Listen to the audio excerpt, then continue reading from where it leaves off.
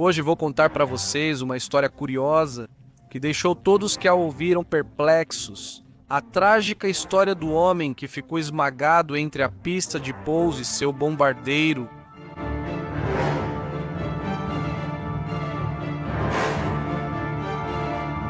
Essa história foi contada em vários livros da época por pessoas que testemunharam ou ouviram falar dela. Ao que parece, por ser uma história anedótica, costuma ser considerada um mito. No entanto, hoje, além de contar essa história, também vamos analisar a veracidade dela, para determinar se é verdadeira ou apenas uma lenda espalhada entre os tripulantes de bombardeiros. É melhor se acomodar. Bem-vindo ao Guns Club. Como eu disse, existem muitos relatos dessa história, mas todos parecem se originar do livro de Andy Rooney de 1995, Minha Guerra.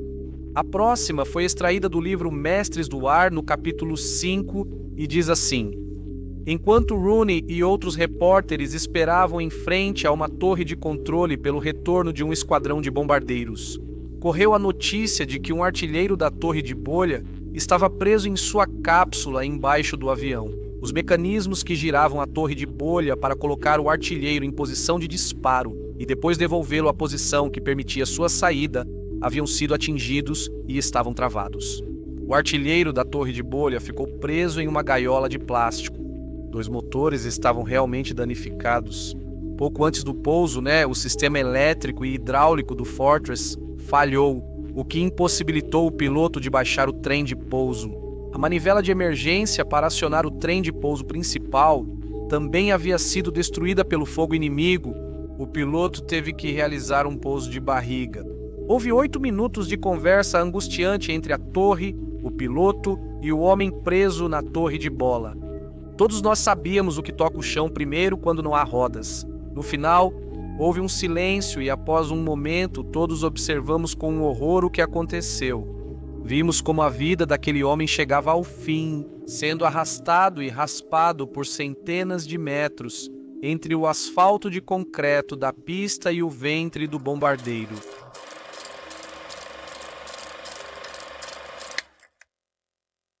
Junto com o relato do livro, aparece esta foto, nos deixando como lembrete de quão difícil foi o trabalho das tripulações de bombardeiros na Segunda Guerra Mundial.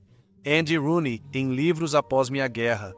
Também nos dá muito mais contexto dessa história, trazendo informações sobre o local e até mesmo a data. Além de detalhes como o fato de que o bombardeiro não ficou apenas alguns minutos, mas sim 2 horas, sobrevoando o aeródromo à espera de uma solução. Essa história ela é muito questionada porque só há evidências anedóticas. Mas então, isso é real ou é ficção? Bom, vamos analisar isso a fundo, confirmando os seguintes pontos. Primeiro, é possível ficar preso em uma torre? Sperry? No livro, vemos que é mencionado que o artilheiro estava preso.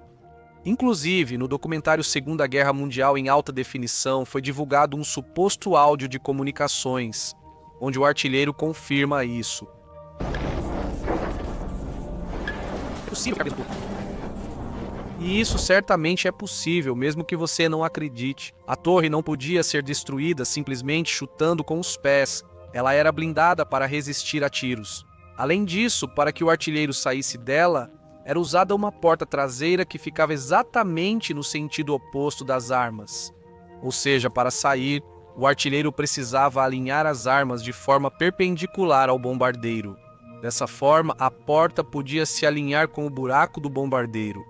A torre era elétrica e podia ser acionada também a partir da cabine. Se o artilheiro fosse ferido e incapaz de operar a torre, podiam retirá-lo facilmente.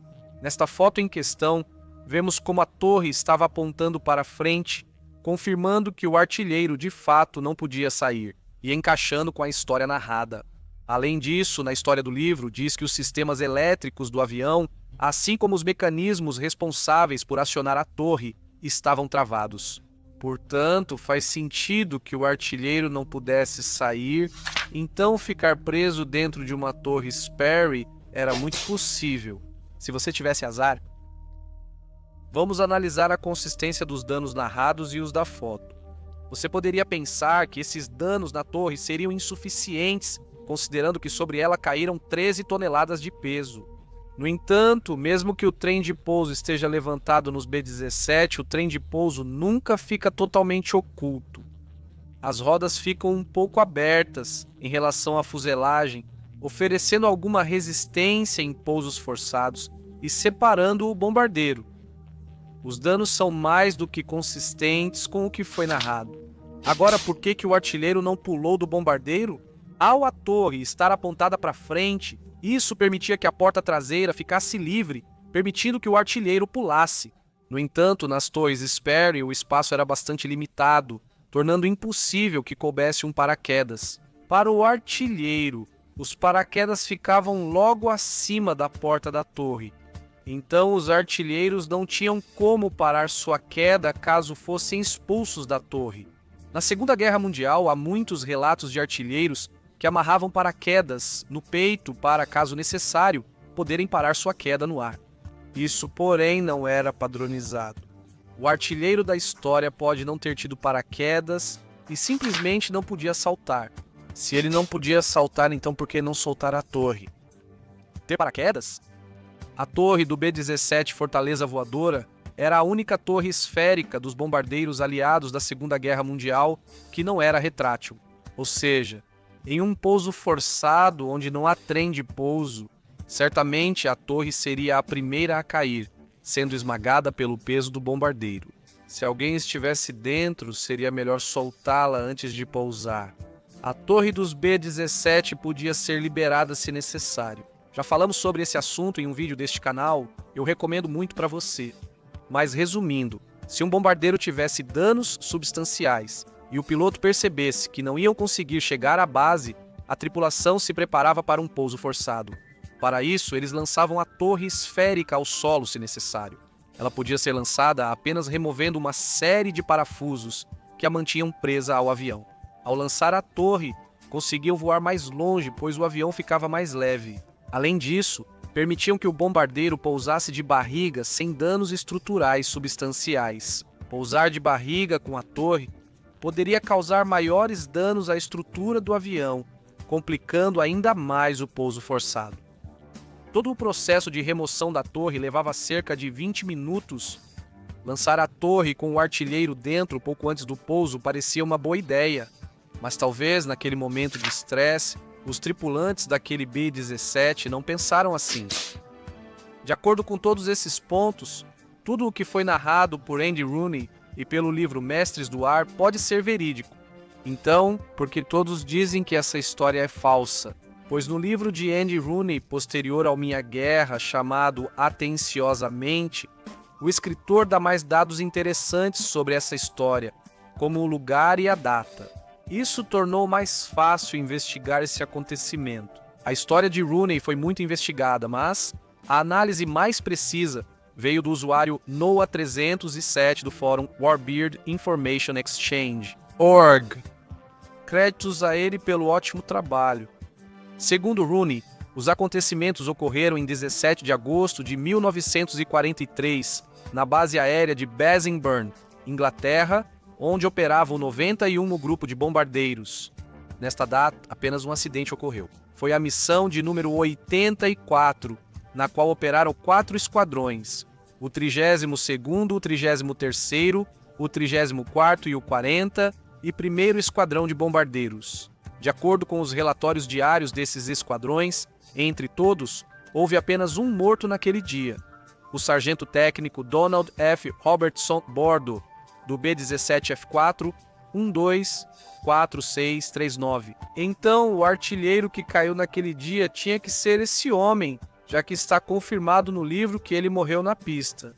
Então, não poderia ser um desaparecido ou um ferido? No entanto, Robertson era operador de rádio, não artilheiro. Portanto, a história de Rooney é totalmente falsa. Certamente, algo como o que Rooney conta deveria ter sido uma história digna de ser registrada nos relatórios diários. Mas também deveria haver muito mais testemunhas. Era uma pista movimentada e nos livros de Rooney é mencionado que muitas pessoas viram o evento. Se a narração da história de Rooney, que foi testemunha direta dos acontecimentos, é falsa, claramente qualquer outra também poderia estar comprometida ou pelo menos foi exagerada. No entanto, Acredito que esse tipo de história fica a critério de cada pessoa decidir se é real ou não. Me diga o que você acha nos comentários. Se você gostou deste vídeo, talvez queira ver a história da queda do Chinook 74. É uma história interessante. Obrigado por assistir. Até logo.